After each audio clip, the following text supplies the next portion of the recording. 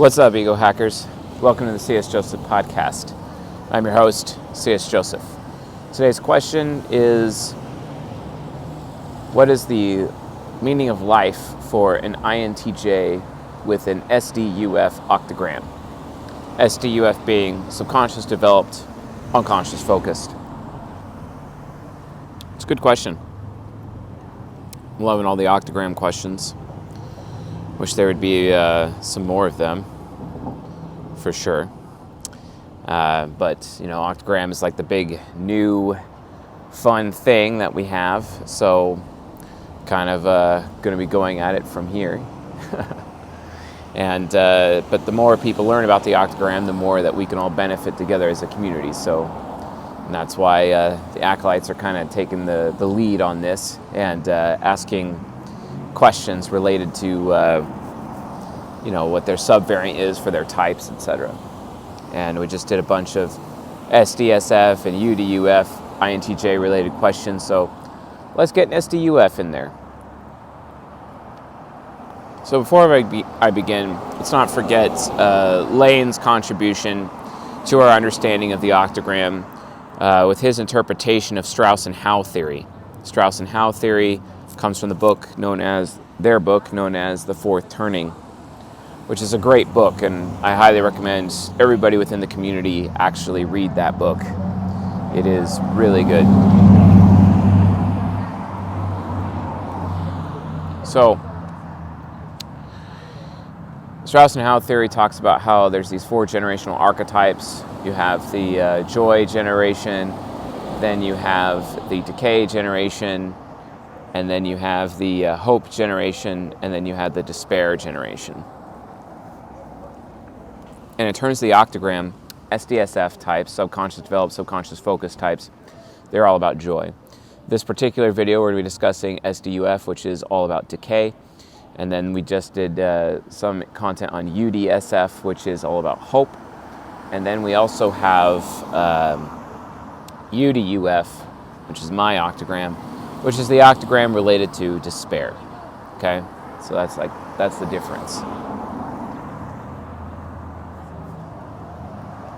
So, anyway, this is an El Suelo today, trying out an El Suelo. It's very spicy cigar. So, be that as it may, SDUF types are all about decay. Why are they all about decay? Decay basically means that they decay things. They are a source of entropy for humanity. And these entropic types, what they do is that they take people's ideas or they take people's feelings, they take the rules, they take the social norms, and they break them. They break them and they test them whenever possible. I suspect Rollo Tomasi himself is an SDUF INTJ. I really think so. Now, what does it mean to be SDUF from an INTJ perspective? Like, what does that even look like? Well, let's look at their temporal wheel, because you have to go to the temporal wheel in order to determine an octagram. Obviously, you have to know their type, which is really helpful, but at the end of the day, after understanding type, you gotta go deeper, and you do that by looking at their cognitive origin. Once you know their cognitive origin, you know their temporal wheel. Once you know their temporal wheel, you got to see where they fit on the temporal wheel in order for you to draw a proper conclusion about their octagram. And that's super important. So, I'm getting a lot of weird looks from people today. Let's see if my SE demon can tilt them enough for them to come visit. Then I'll invite them on the show. So, anyway, so SDUF. So they have the cognitive origin of reverence, which means deep respect. They want to get deep respect out of life. So if they're SDUF, they're really enabled as a child, ultimately. They're very enabled. But then they're UF because they got to adulthood and they realized that adulthood, the enablement that they received as a child, is not really going to help them in adulthood. I've noticed in some cases, SDUF octagram comes, I've noticed this oftentimes it's from children of single mothers, especially if they're like an only child of a single mother. They end up becoming SDUF, which I find really fascinating. So, but the whole concept of SDUF is, hey, you're enabled as a child, and then all of a sudden you got to adulthood. All of a sudden, nobody in your life is enabling you as good as your mother did, or as good as your parents did, as good as your family or your environment did growing up. So now all of a sudden you just got to make do. You got to figure it out, because you realize, oh crap, I'm actually way more immature than I thought. I should probably grow up right now to deal with this new paradigm shift of being an adult. And that's ultimately what SDUF is all about. That's ultimately what it means, basically, right? So, from that point of view, it's important to realize, like, hey, you know, what direction are you going in your life, right? Well, that's why this is the unconscious focus. They're going in the direction of maturity, instead of like doubling down on the immaturity, doubling down on the joy that they had in their childhood. Because it's like they got to adulthood and they may have been SDSF, and it's like, oh crap, I can't have any joy anymore, because me on this gravy train looking for joy is like actually setting me back and giving me a lot of opportunities. That really sucks for an SDUF INTJ. So, from an octagram perspective, the tempo of perspective, what they end up looking like is, you know, this person who is very outwardly, they're very outward with their living virtues. So they're outwardly modest, but then internally vainglorious, basically. They're outwardly vainglorious because of UF, but internally modest. These INTJs are actually very modest people for themselves, and they also like it when other people enable their modesty, but sometimes being so modest kind of bothers them, so they like to be around vainglorious people, hoping that their vainglory will rub off on them, hoping that they'll be able to achieve and be among the high achievers. SDUF types are all about trying to be among the high achievers so that they can become a high achiever, even though deep down they're pretty modest. And people that they have sexual relationships with, they really like it when those people enable their modesty, and help them be more modest, help them do more with little, basically, from a modest perspective.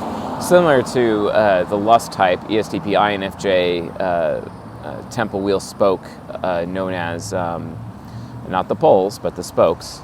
Spokes are poles plus living virtue and deadly sin, if I say the word spoke. If I'm talking about poles, I'm only talking about shadow pole or aspiration pole when relating to the temple wheels. But the point is that they're very inwardly modest people, but they're outwardly vainglorious, and they want to be around people who are vainglorious. They usually end up are the modest people among the vainglorious people, so that they can, pick those people's brains, delve into those people's experience, so that they can learn how to increase their vainglory over time, right? That's ultimately what they do, and they're internally modest. That's from a deadly sin living virtue perspective. That is their cognitive focus. That is the direction that these INTJs are going. That is like their future, and how they are directing, how their nurture is directing their future from an unconscious focus perspective. That's how they're gaining more maturity. They're being around other people who are way more successful than they are, and hoping to become more mature because they assume that those people are technically more mature than them, which may or may not actually be true. Not by a long shot. So then you have their cognitive development, which is egotism versus desecration. Now, if they're unconscious developed, they'd be outwardly desecrating, definitely taking down everyone else's egos. But with them being subconscious developed, they know that their ego is already really inflated. So they actually desecrate themselves. They actually desecrate their own egos. So internal desecration is that they're always constantly trying to take their own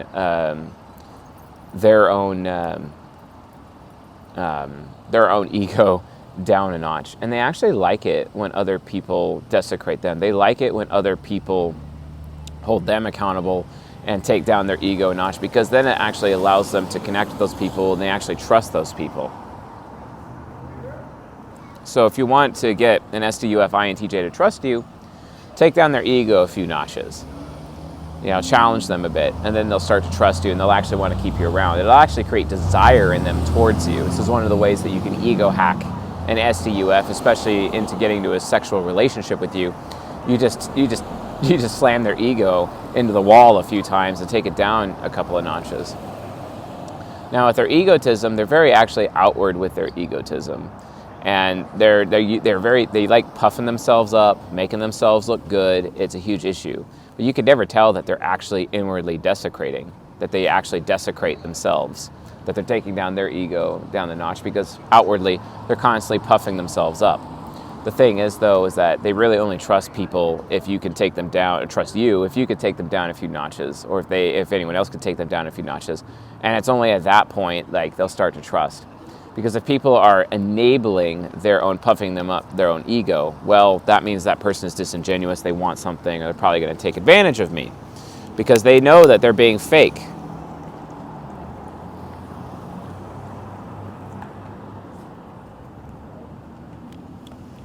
They already know they're being fake. They already know they're taking their ego a little too far. So this is actually kind of one of the loyalty checks they do. They actually like test people's loyalty for this perspective. So anyway, that's how an SDUF INTJ behaves. What's their meaning in life? Their meaning in life is actually connected to that archetype of decay. Okay? So they behave in such a way where they are testing social norms. They take social norms down. They challenge them. They live by example against the social norms. They are anti-social norm until that social norm can be proven to be okay. It's one of the reasons why I maintain Rollo Tomasi, who is an INTJ and who wrote the 5 volumes of The Rational Male, is actually a subconscious developed, unconscious focused INTJ, because he is decaying gender dynamics, intergender dynamics. He is decaying them and trying to see, based on how much entropy that I could place on this, how much damage can I do? How much social damage do I do in this particular case, where I am scientifically testing out these social norms to see if they actually have any value, right? Oh, they don't have value. And then here's what has value. And this is actually how he utilizes extroverted feeling trickster to reach extroverted feeling mastery. Mastery in terms of intersexual dynamics within his books. It is a praxeology, it is not an ideology. The information that he provides within his 5 volumes is 100% accurate. My only problem with it is that he projects the behavior of all women sourced from his relationship with his own wife, and he thinks that all women, it could be an assumption of mine, but that's what it looks like. He's coming off like, he's projecting his wife onto all women in their behavior. But, his wife being an ENFP, she's constantly, she's a bit more solipsistic than most women out there, because just by virtue of being an NFP. But still, though, that high level of solipsism does not necessarily apply, in that context to all women. Every woman is solipsistic in their own way, depending on their own type and their own octagram. So I think like his, analysis of the data that he provided is not necessarily, I just think it's a little incomplete. You should have a little bit more information relating to different anecdotes and different data relating to different types of women and different octograms of women. I think that would be more appropriate for his books. But that's why it's a praxeology, so we can all learn together and improve it over time. It's not an ideology. Even though everyone accused him of saying that it is an ideology, when in reality it's not. So anyway, so what is their meaning in life? Their meaning in life is basically to test the boundaries. Test the boundaries, and once they find out which boundaries are broken, they abandon those boundaries, and then once the boundaries that aren't broken that they test, adopt those boundaries and utilize those boundaries as their own personal principles, just as Rollo Tomasi did within his book. And yeah, that's the answer. Anyway, folks, thanks for watching and listening, and I'll see you guys on the next episode.